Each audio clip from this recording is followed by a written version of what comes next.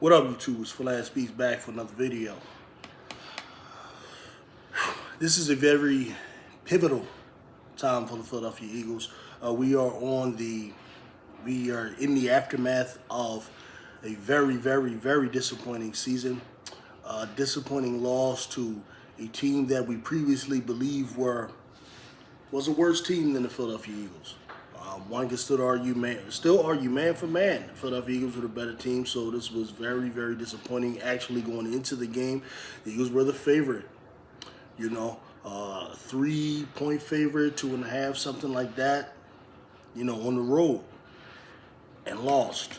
Okay, so I'm going to talk about where the Philadelphia Eagles are, and where I think they're going to go based off of just being around this team for a lot of years and watching Jeffrey Lurie for a lot of years. Remembering the moment the guy bought the team, remember reading articles in the Daily News about it and everything else, man.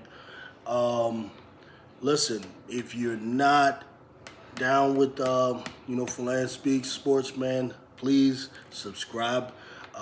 We got a lot coming up. There's a whole lot of content we're going to be putting out this week. So subscribe, like. I'm going to give you the real, right? I'm not going to sit here and make a claim. I'm not telling you, I'm the best guy, ever, when it comes to doing Philadelphia Eagles sports or anything like that. This is more serious than that kind of stuff. This is not professional wrestling. I am not running for public office, so I'm not going to tell you I'm the best or anything like that. But I'm going to tell you, I keep it real. I keep it real. We're not about pom-pom waving or anything like that, especially when it is not warranted. We don't need this for our mental sanity or health, so I don't have to just sit here and try to always put positive spins on everything, because everything is not positive. Sometimes, it's bad, and sometimes it is positive, okay? But we all, as fans, I'm sure we have one thing in common, is that we're going to ride. We're going to ride when it's time to ride. You know what I mean? So now, we've all saw what it is. I don't think I have to give you a synopsis of the season. What's going to happen now? What are we going to do now? What is the next move? An argument can be made that a big piece of the blame pie should go to the ownership, Jeffrey Lurie, his son, Howie Roseman. I agree with that. However, we are faced with the reality that the owner owns the team. You can't really get rid of the team. So that's not it. I remember when the San Francisco 49ers, right now the team everyone is acting like is the team of the league right now. We're going through a similar thing. Because remember they went through a rough period there where they had Mike Singletary came in, kind of cleaned it up. And then they went through a period where after he left, they actually hired Chip Kelly, of all guys. Remember the 49ers hired Chip Kelly for a year? And that was a disaster. And then I remember the owner was up there. I know their owner isn't Carmen Policy and those guys anymore, back in their golden days. I don't remember who their owner is now. But this might have been prior to hiring John Lynch, who came in and cleaned it up. And I remember the owner, being questioned by reporters, what are we going to do about you and what you're doing? And the guy just straight told him, look, I own the team. You can't get rid of me. So we're in a situation like that. Which brings me to the first point. What did this guy do? He brought in John Lynch, former NFL champion, Hall of Fame safety for the Buccaneers, a guy that we know very well in Philadelphia. As during the Andy Reid and Donovan McNabb years, we had to face that team 3 times in the playoffs. Twice we beat them, and once when it really mattered, we lost to them. That John Lynch. They brought that guy in, a guy who knows football, knows what he's doing. So now Jeffrey Lurie is faced with a similar situation. Do you keep Nick Sirianni? Do you continue to do business the way you've been doing business? So I've been watching a lot of, you know, the ESPN and the Fox Sports shows lately. And there's only one guy that kind of hit the nail on the head for me. And I'm going to be doing, you know, how we do. I'm going to be discussing some of those different shows and going to be putting out a lot of that content where I do my voiceover, you know how we do here. And it was Louis Riddick. Louis Riddick, who's a guy that used to work in the offices here in Philadelphia. I believe during the Joe Banner years, he was here. So he kind of has an idea of how they operate there in the offices, and he spoke to the fact that the Philadelphia Eagles need to look at and reanalyze the way they do business, and maybe start there before moving on. And this is what I agree with. And I'm going to tell you my theory, what I believe, why we are here where we are. And let me know how you feel about this. Jeffrey Lurie buys the team in the early 90s. Late 80s, early 90s. I think it's early 90s. Don't remember the exact year. Doesn't know what he's doing, so he first wants to have a San Francisco 49ers type of team. So naturally, what he does is he hires Ray Rhodes, who was the former defensive coordinator of the San Francisco 49ers. Ray Rhodes has a few successful seasons where we got to the playoffs, but ultimately, due to roster and also Ray kind of not being as organized and as efficient as you would want a coach to be, he ends up moving on from Ray. I think it was after 3 or 4 seasons, one or the other, and he hires Andy Reid. Andy Reid is a guy who was not a coordinator. He was a quarterback's coach. He takes him, I guess, because he heard a lot of good things about him, but I believe he was wild during the interview. He was wild with how detail-oriented and how organized Andy Reid was impressed by the interview. They say that Andy Reid was so detail-oriented, he could tell him the importance of a long snapper. That's how detail-oriented he was, and this blew Jeffrey Lurie away, so he gave him the job. Needless to say, Andy Reid had a very good run here. One could argue the greatest run a quarterback or a coach has ever had, which was a 14-year run, in which the Philadelphia Eagles had some semblance of stability. And the front office of Jeffrey Lurie has some semblance of stability. And I bring this up because I listened to Jeff Saturday on one of the shows say that the difference between the Eagles and the Cowboys when they were discussing where Bill Belichick should go is that the Eagles would not be a good fit because of the lack of stability. And I would say to him, it is not necessarily the case that Jeffrey Lurie wants an unstable situation. I don't believe that. I do believe, however, Jeffrey Lurie is quick to decide when something is untenable or quick to decide that, well, this isn't the guy. I believe that's why he moves on quickly. Jeffrey Lurie, I agree with him moving on quickly. Chip Kelly, I agree with him moving on quickly. That was the right move. I did not agree with him moving on quickly from Doug Peterson, but that is what it is. Nick Sirianni now, if he moves on quickly from Nick Sirianni, then it will look like there's an unstable situation. But I think it's unfair to just completely categorize the front office and Jeffrey Lurie and them as unstable. I think it's I think there are examples of either way. You had one coach for 14 years, and then you had a few Ray Rhodes, which was the first one I kind of throw out. You don't know what you're doing with the first coach. Chip Kelly, and so on. Now, this is where I think many of our problems crept in at.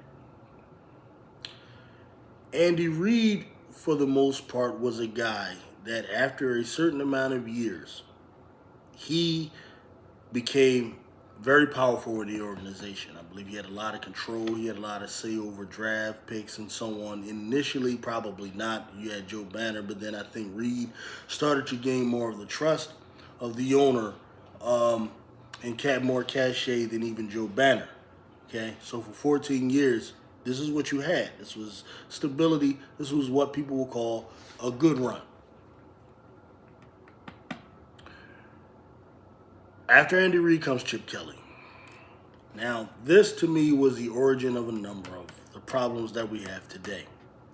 Chip Kelly is a guy that initially when he comes in, he doesn't have a lot of the power and control. Actually, it's Howie Roseman, I believe, initially.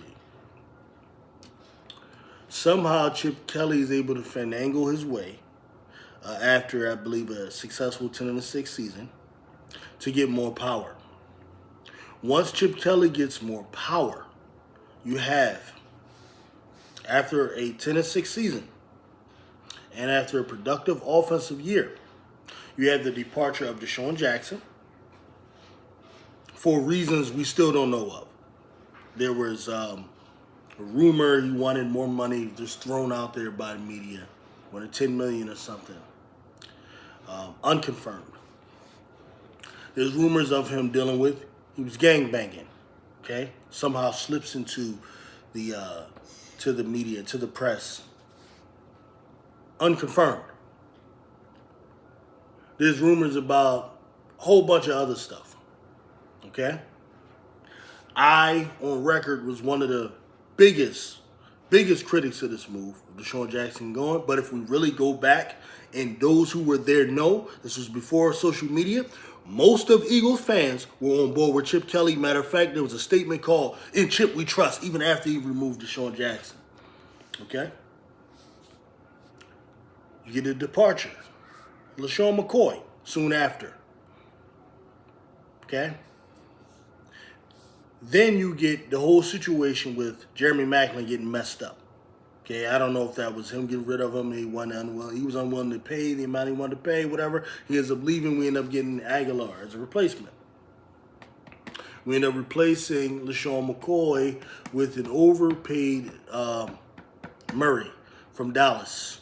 Okay, who previously led the league in rushing that year, came here and ain't do squats. All right. From there, we do win another 10 games, but it's an ugly 10 wins. Horrible. Nowhere near the same team. The NFL starts to figure out Chip Kelly, and it gets mainly exposed in a game against the Legion of Boom, Seattle Seahawks, where these guys were calling out the plays. Chip Kelly's supposed to have basically 6 good plays that he kind of flips and just runs real hurry-up offenses that once they were figured out, rendered the Philadelphia Eagles just a horrible team. Okay?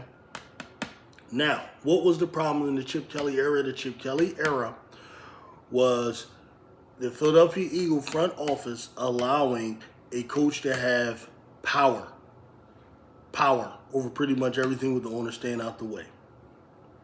Because of the team falling apart, because of the coach acting stupid and getting rid of the whole damn team, getting rid of everybody damn near, even Mike Vick, replacing him with a Nick Foles and things like that,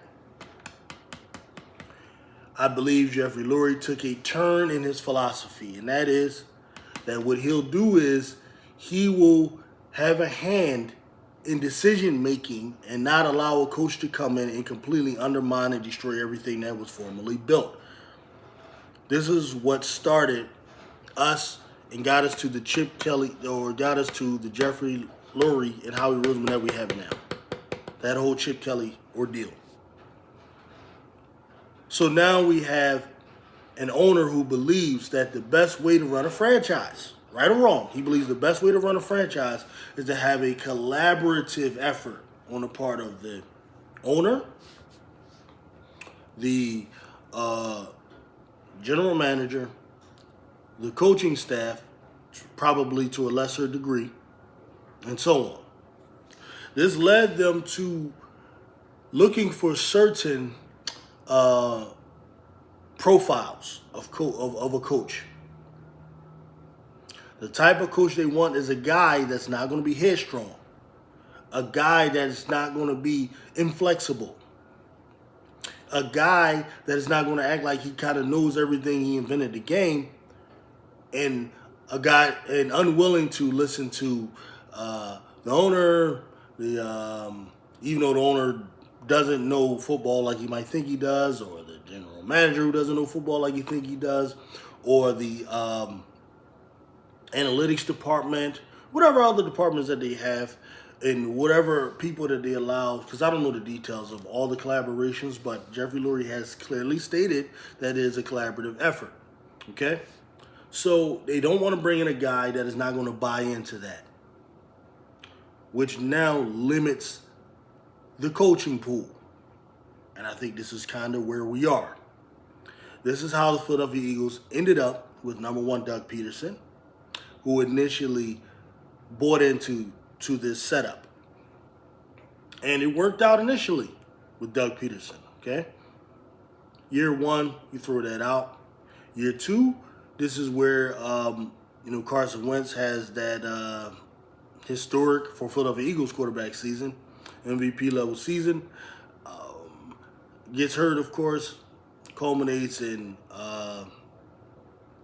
Nick Foles coming in, winning the Super Bowl. We know the story. That season, because it ended in a Super Bowl victory, has served as the blueprint for all Philadelphia Eagle teams and seasons from then on. What it did is served as the blueprint of the type of offense that Jeffrey Lurie wants to run. To a degree, but to a lesser degree, it serves as the type of blueprint for the type of defensive philosophy that he wants to run. And everything, though with some flaws there. Like, I think what's overlooked, for example, when I say a flaw, is how effective a running game 2017 was.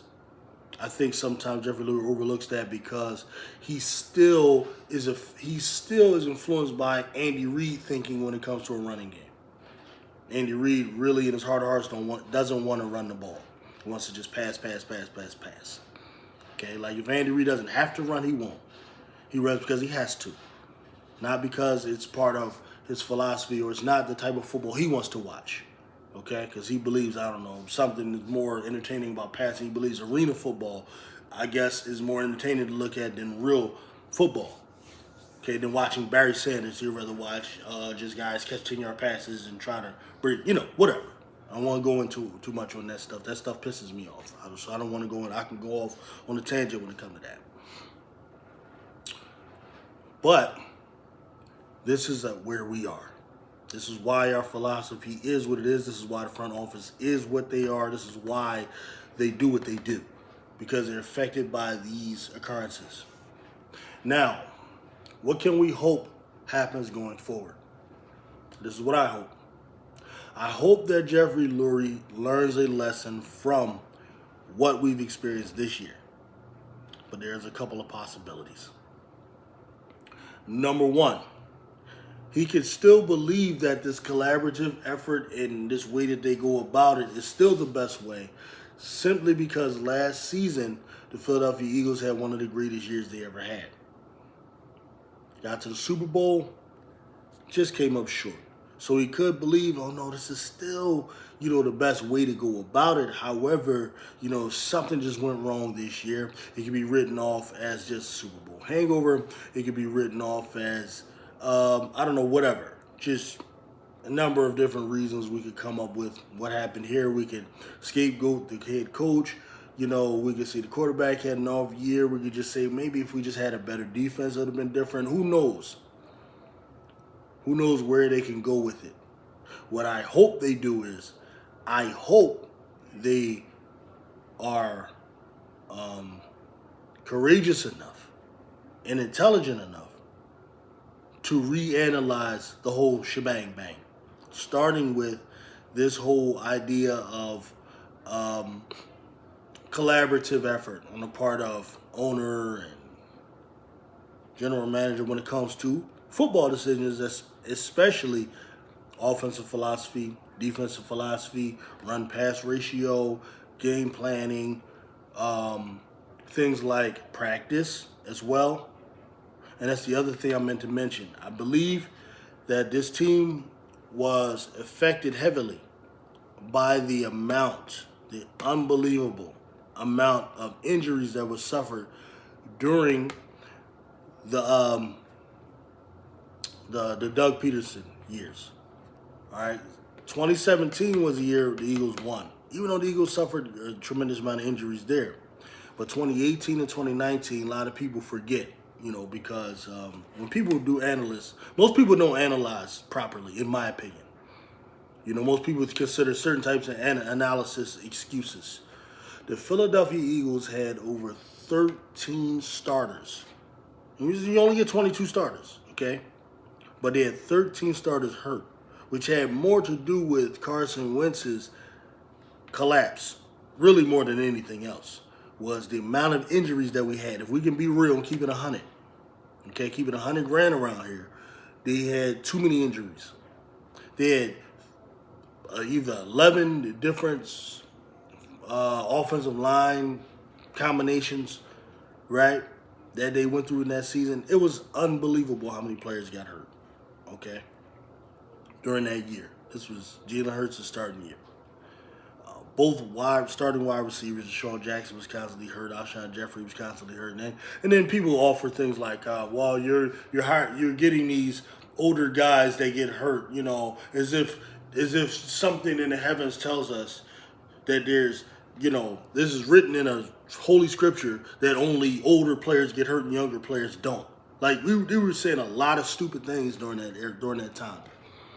But whatever the case may be, the Philadelphia Eagles front office brass had came to the conclusion that players were getting hurt because they were practicing, they were too physical in practice during the Doug Peterson years. Because Doug Peterson pretty much follows the blueprint of Andy Reid, which he believes in physical practices. All right, old school. So the Philadelphia Eagles came to the conclusion that the practices were too physical, so that's why under Nick Sirianni, we were running 1-hour practices, so on and so forth. No pads, all this kind of stuff, which without a doubt led to less injuries, right? And then last year we got to the Super Bowl with it, so perfectly fine. However, when we look at this year, look at that defense. And then it comes out that actually a rookie player, not even a veteran, kind of leaks out the age-old fact that you play the way you practice. You play the way you practice. This is something that the greats have said. It's called conventional wisdom. Michael Jordan, Kobe Bryant, these types of players have said that. This is why Michael Jordan used to practice hard. He practices as if he's in a game because he knows that what he does in practice is going to manifest itself in the game. And honestly, I can't think of any reason why the Philadelphia Eagles defense that couldn't tackle anything, couldn't stop a nosebleed, fundamentals, bro. Could not wrapping up, just trying to hit people and stuff like that. What could be a greater reason for that other than that's how they're practicing? These guys knew how to tackle before they came here. That's why some of them were all pros or so on. Why are they here? All of a sudden they can't tackle. Something that you learn in Pop Warner football. Were the practices too light? Where did this idea of light practices come from? Something that they learned or that they believe came as a result of too many injuries, so now they wanted less injuries. You see. So where do we go from here? Where do we go from here? I believe that the answer is, and the answer can only be, it starts with bringing in a guy that knows what he's doing. An owner, general manager, look themselves in the mirror and be real. What do I really know about football? For real, for real. I believe Jerry Lurie believes he knows the game. Why? Because he's watched football for a lot of years. Why? He's been around Andy Reid. Why? He's been around Chip Kelly. Why? He's been around Doug Peterson. He's been around a lot of guys. So I think he's deceived by that to lead and has led him to believe he knows football. Howard Roden probably feels the same way. And I understand that. Like, I never played in the NFL, and I think I know football, right? So it's probably just like one of us, you know. But maybe you need to take a page out of what some other successful franchises are doing. I'm sure the owner of the Patriots believes he knows football. Why not? You've been around Bill Belichick and Tom Brady all these years. He probably thinks he knows football, you know? But I think he knows, man, the best thing for him to do, the best thing for the business, the best thing for business is stay out the way. I mean, I get, you know, Chip Kelly tripping and getting rid of guys. Okay, you step in for that. Give them guys limited power to do that stuff. But when it comes to philosophy of run-pass ratio and utilization of analytics and all that, you gotta get the fuck out the way and let the guy who has played and has done what he done do what he do. I was also really disheartened to hear Dan Sileo talk about the situation with Seth Joyner, that Seth Joyner actually reached out to the Philadelphia Eagles and offered help, and they weren't interested.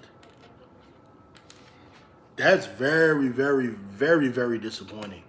That they think a fucking Sean Desai would be able to be a better defensive mind to have around than a Seth Joyner, a player who is the greatest Eagles linebacker ever. Maybe they need to look him up and look up his resume. Okay? Because you're talking about a historically great defense in the 90s, late 80s, and in the early 90s that the Philadelphia Eagles had. And the smartest player on that team, smarter than Reggie, smarter than Eric Allen, smarter than Wes Hopkins, Dirty Waters, smarter than Clyde Simmons, Jerome Brown, was Seth Joyner. That was the smartest player on the team. And the Philadelphia Eagles, to think that you have a brilliant mind like that hanging around, and you won't even call him in to be a linebackers coach or be a consultant, is despicable and deplorable. I don't know if Jeffrey Lurie will ever see this video, but I think we should need to repeat that. That, bro, that's unacceptable. You're going all the way to Seattle to find a loser out there instead of looking at the resources you have right here. And if it's because you're afraid that the guy is smart or headstrong, then you're not going to get anywhere, because that's insecurity. And insecurity is not going to help any man do anything. Really. So, what this team needs to do, man, go out there. Get you a guy, a Bill Belichick, somebody like that. A Mike Vrabel, I mean, I don't know. You know, I want a guy that kind of won, but I know this organization's never done it. They've never actually hired a head coach that was a head coach before. They always want to be on the cutting edge of something, you know. And what I fear is that they feel like they were successful enough and got close enough that they don't have to make as many wholesale changes as I think they do. Because what I saw out there requires more than just keep Sirianni and, you know, tweak this or tweak that, bring in a better defensive coordinator. No, that offense is anemic. That offense was horrible. It's not good enough now. It's too easy to figure out. It's been figured out. It's over with. Forget about the RPO stuff. Go a different direction. Or if you're going to keep some RPO, add more wrinkles, add more things. You got to do better. Because that right there, you come out there with Nick Sirianni, and you come out there with that same philosophy, you're going to win about 6 or 7 games next season. Book it. Book it. Book it. So, Jeff Lurie, man, you got some moves to make. You got some decisions to make here. And we're watching, man. We're watching. And I'm telling you, if we don't see wholesale changes and things like that, I know me for one, I'm going to be killing them and grinding them up. I don't know what other content creators are going to do. I don't know what the radio stations are going to be saying, but I'm going to be making it very, very clear that this is unacceptable. So, with that, man, like I said, I don't like to do these things, make these things too long. I'm going to go ahead and prepare some of the other content that we got coming up. Peace.